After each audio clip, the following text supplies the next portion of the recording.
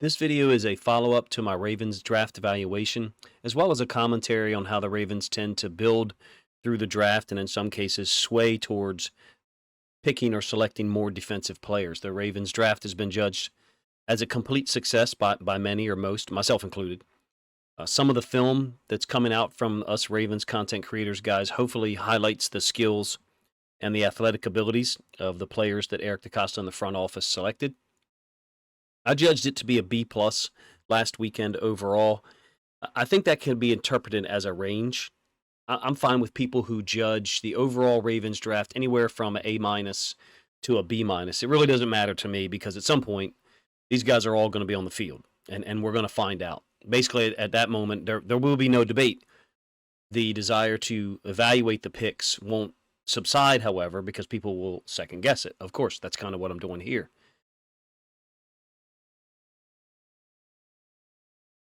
What is currently debated, and I think in some cases should be, is have the Ravens done enough to create an overwhelming offensive monster? Have they utilized enough draft capital to create an offense that basically is unstoppable? That's what we want. We want an unstoppable offense. Have they given Lamar Jackson and Todd Monken enough weapons that would basically remove the defense's ability to have good options?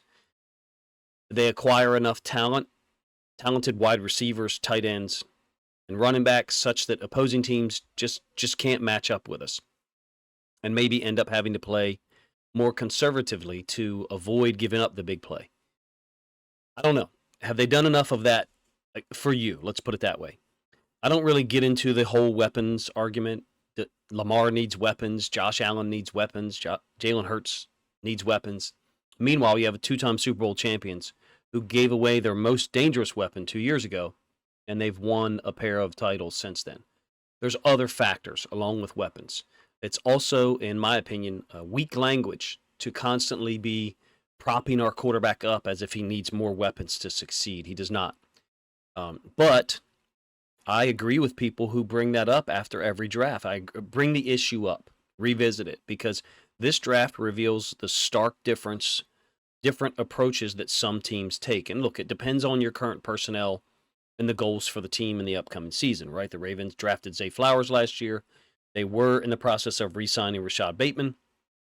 But Ravens fans are not wrong for wondering if their front office could do more for the offense. Not necessarily in terms of free agency, because I think we got the steal of the offseason in Derrick Henry at the price point, which is ridiculous. And look, there's still opportunity to improve the roster. But there was a lot to wait on and handle during the free agency period, such that offense was kind of pushed to the side. I do have some questions concerning the draft. I expressed them in video form and on Twitter after the draft in terms of eschewing more help for the offense. I really like the Nate Wiggins pick. I think he's incredibly talented, great athlete.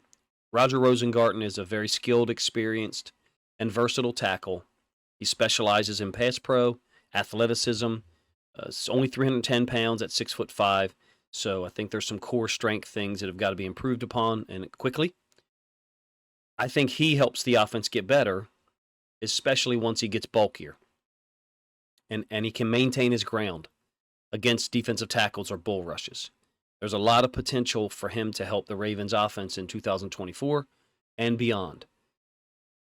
But when we look at the overall output, the aggregate of what the Ravens selected, they went defense 3 of the first 5 picks. It really is, in some cases, that simple as saying, should we have gone offense in favor 3-2? Should we have taken a wide receiver in round 1? I would say no to both of those questions.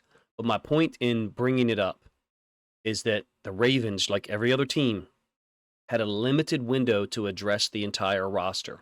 And here we have a situation where, as fans, we should be selfish and want the best talent available. People are not wrong for questioning the Ravens not taking a receiver at 30 or 93 or even 62. The draft could have been handled a different way, certainly.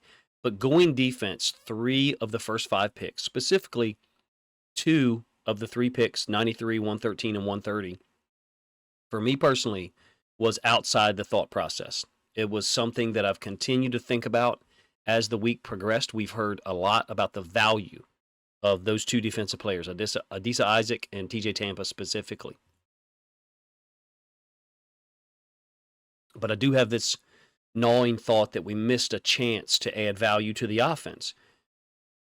And signing Derrick Henry was a huge blessing for the team, for Lamar Jackson, for the offense, for Todd Monken. He'll be the jab and the knockout blow in some games. He's going to draw a ton of attention from defenses and then punish those same defenses when they don't allocate enough resources to slow him down. I think he makes everyone better.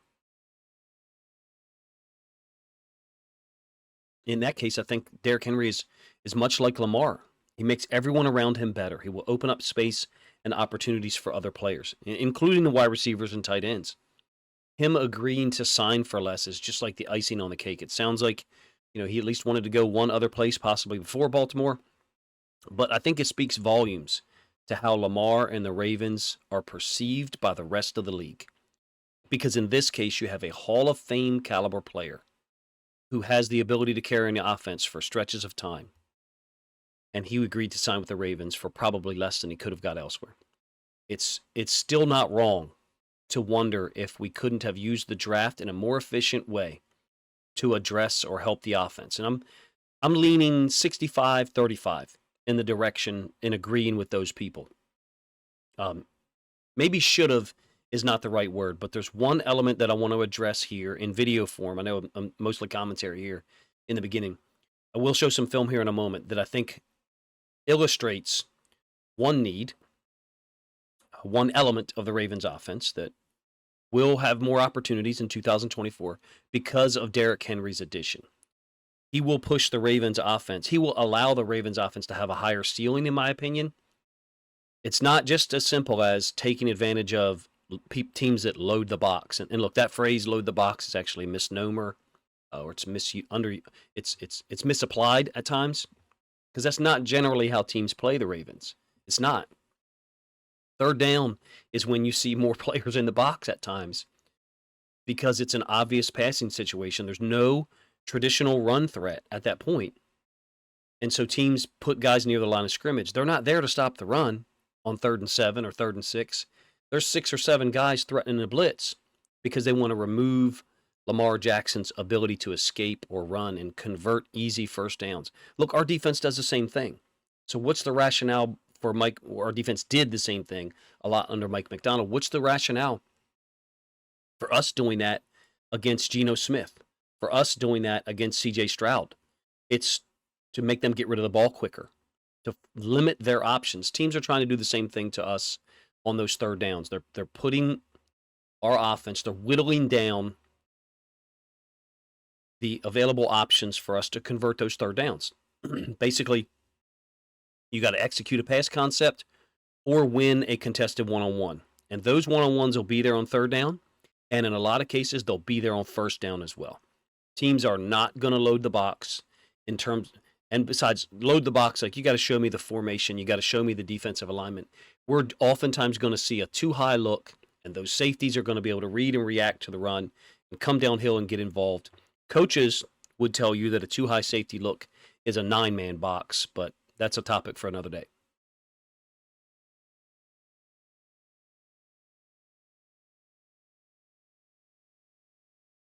So since the Ravens already went out and got Derrick Henry, in my opinion, is going to open up more possibilities for the offense. What did they do in the draft to address or further supplement the offense? Well, they got Roger Rosengarten as a tackle and then drafted Devontae Walker. Did they need to do more? Meaning draft a wide receiver earlier or draft another one? They certainly could have at 30. I'm not concerned about people being pissed off with me if I point this out. You have to. Just going to talk about AFC teams. The Jaguars added Brian Thomas Jr. The Chiefs, Xavier Worthy. The Bills drafted Keon Coleman after we took Nate Wiggins. The Chargers got Ladd McConkey. The Patriots, of all teams, got Jalen Polk and Javon Baker. That's just the teams in the AFC. The Jets, I think, also added Malachi Corley. It's not a negative perspective for Ravens fans, some of them, to say, we waited until the 4th round to draft Devontae Walker. And I'm admittedly excited about Devontae Walker. I think he's got a lot of potential and ability to make plays down the field. He's consistently able to get open on vertical concepts and make himself available. Drake May missed him a ton on throws like that down the field in 2023, just in the games that I saw. But it's not inaccurate for Ravens fans to compare the way other AFC teams address their wide receiver position versus what the Ravens did. Now, we did draft Zay Flowers a year ago, and he was tremendously productive as a rookie. We re-signed Rashad Bateman, which the front office knew they were going to do. So we've got 2 wide receivers that are, quote, starters. We also brought back Nelson Aguilar, who was very productive and efficient in 2023, particularly on third downs. I think he had a high catch percentage. We don't need Devontae Walker to come in and start over any one of those guys. But to just look at how the AFC teams drafted receivers, they went in more on receiver than we did. That's a fact. Some of those teams had wide receiver needs that were more extreme than ours. So there's certainly a difference in terms of the personnel that you already had, dictating what you need to add.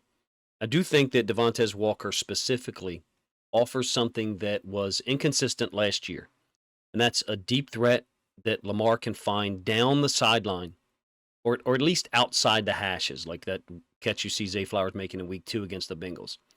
Walker has really good film, even against Nate Wiggins, beating him on a vertical on a 4th and 6 or 4th and 7 in 2023.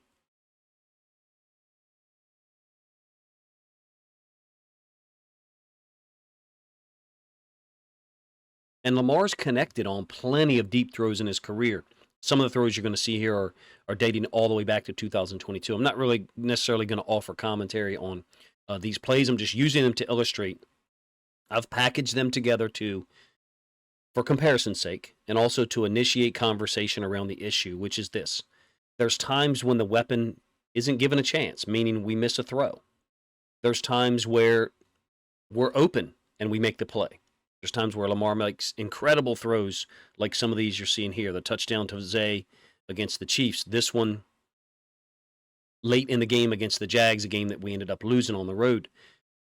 For me to act like drafting another wide receiver at 30, 62, or 93 is just going to be like a magic button. That's not living in reality. It's not that simple. Look, we've missed some throws. We have. And some of you will not like me pointing it out, and you weren't expecting this switch in tone, but it's reality. We've also got some beautiful throws. This one here to Marquise Brown in 2020, and then Mark Andrews coming up. The throw here to conclude this portion of the video against Washington, I think, is just pure art. Then we've got a ton of throws in between that fall into the hands of the receiver, and we convert. Bateman, Marquise Brown, OBJ, who's gone now, signed with Miami, Andrews, whoever. This is an extremely talented offense from a wide receiver, tight end, running back, quarterback standpoint. Now, if you want to talk about missed opportunity to maybe improve the offensive line in this draft, I'm interested in listening. I really do like the center from Michigan State. And then one of the UDFA offensive linemen, I think it's Dalcourt, who's actually from Havre de Grace near Baltimore and played at Alabama. The tackle from Illinois, Pearl, is also intriguing. We've hit on enough of these plays for me to feel comfortable saying Lamar makes these throws sometimes. We miss them occasionally. He overthrew Bateman more often than not. Regardless of what we want to say about Bateman's release or whatever, there's enough film of those throws sailing over Bateman's head that are just uncatchable. The one that was called back against the Dolphins, I still think that wasn't a catch, but I understand people would disagree with me. Does Devontae Walker help with that issue? Because these opportunities are going to be there, and it's not like these opportunities are there only because our wide receivers are no good and teams want to load the box to stop the run. Look, the nature of split field quarters coverages is generally the corner is man on number one on any vertical release. There's 2 or 3 different subsets of quarters coverages that ask for a different reaction from the corner on a vertical release by one. Generally, it's going to be man is what you're going to get. Walker's not going to get 6 or 8 touchdowns in 2023. More likely, he's going to be available on these routes 10, 12, 14 times. And it'll be Lamar's choice and the design of the play whether he's targeted or not. Do I think that Walker's speed will help us in those situations? Absolutely. He ran a laser 4.36 at the combine. Bateman was a 4.41 when he came out in 2021, but to me, he didn't look as explosive from a burst standpoint last year. Feel free to disagree with me or follow up on that. Not like 2022, at least, when we saw Bateman run by people. The touchdown, for example, the touchdown at home on the slant against Miami, and then some of the receptions in week 3 in 2022 against the Patriots on the road 1 week later. Zay was a 4.42 at the combine in 2023. Walker's 4.36 also includes a slower 10-yard split. So I think basically he's got more complete speed than those two once he gets into fifth gear. It might take him a split second longer to get into that hyperdrive, but I think he's got a higher ceiling than Bateman and Flowers for just pure vertical separation.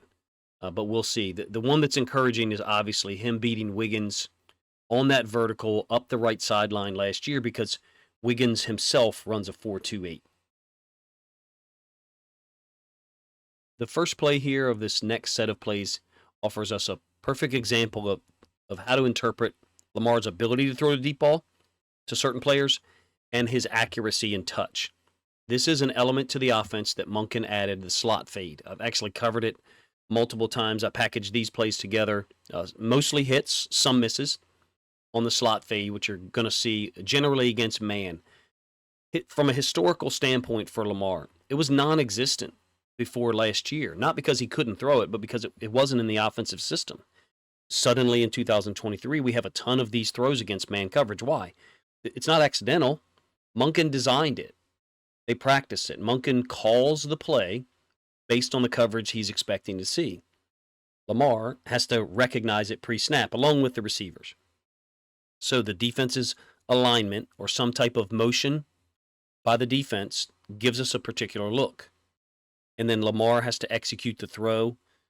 And he generally did in 2023 with a high degree of consistency. This one I'm not necessarily sure could be exactly a slot fade. It's almost like an out. But in any case, Flowers, Bateman, and Aguilar can all make themselves available in this concept. They did in 2023. Walker too.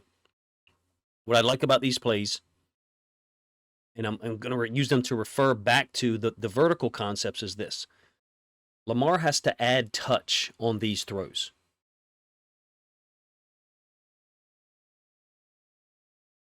You're often trying to drop this throw in over a defender who's in man, but also get it there to the receiver before he reaches the sideline.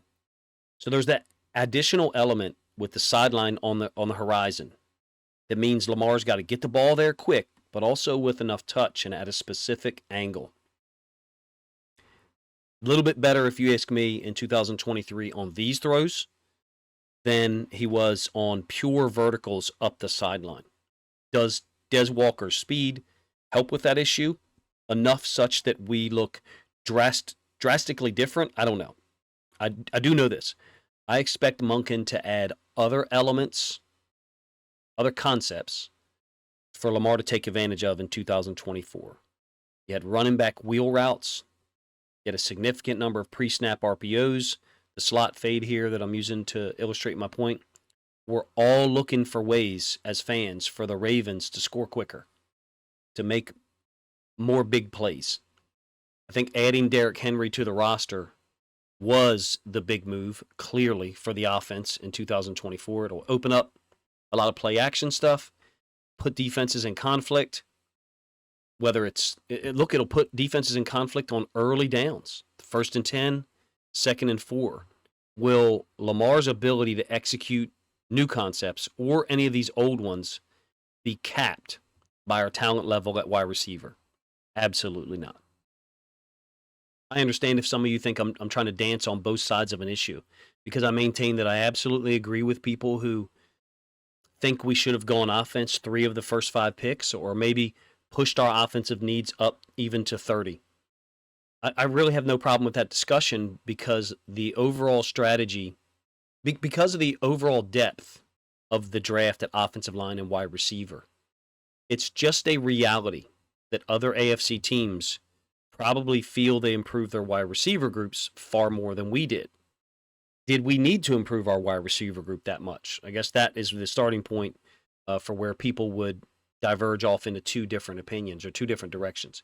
For me, it doesn't feel like we did enough in this draft to push the offense from an 88 overall to a 93 or a 92 overall to a 98, whatever you think the Ravens offense is. I understand that there were and will be more corny responses when I bring up pick 93. Who did you want the Ravens to take in round 3? I clearly did not expect them or want them to take Adisa Isaac, but in a more focused sense, are we not allowed to trade up? Do we just have to stay where we are and pick? It's not that kind of draft. We're not locked in there. With so many surplus picks in next year's draft and this year's, I would have thought the Ravens would have moved up possibly into round 2, let alone round 3, to improve the offense. I was clearly wrong. They stuck pat and they picked at each selection, didn't move at all. But there was interesting players for me that could have helped the offense taken in round 3. Mostly guards. Cooper Beebe, Brandon Coleman, Christian Haynes, a Maryland kid from Bowie, Zach Zinter, Dominique Pooney. None of those guys has experience playing center, though, and I think we were looking at a backup center, which we ended up taking a guy from Michigan State. Wide receivers taken in round 3, Jalen McMillan, Roman Wilson, Troy Franklin, Jermaine Burton, and Malachi Corley, first pick by the Jets in round 3. My point here is if the Ravens front office thought they needed to improve O-line or wide receiver group, or even running back, there was players available in round 3 if they felt it was required. I'm not saying they should have done that, but they weren't contractually obligated to just sit and take an outside linebacker at pick 93, or even Rosengarten at pick 62. So for people who respond with, well, Coach, who did you want them to take at 93? Wanted them to explore as many options as possible to make this team absolutely overwhelming in 2024. And that could mean trading up, which we apparently were extremely hesitant to do.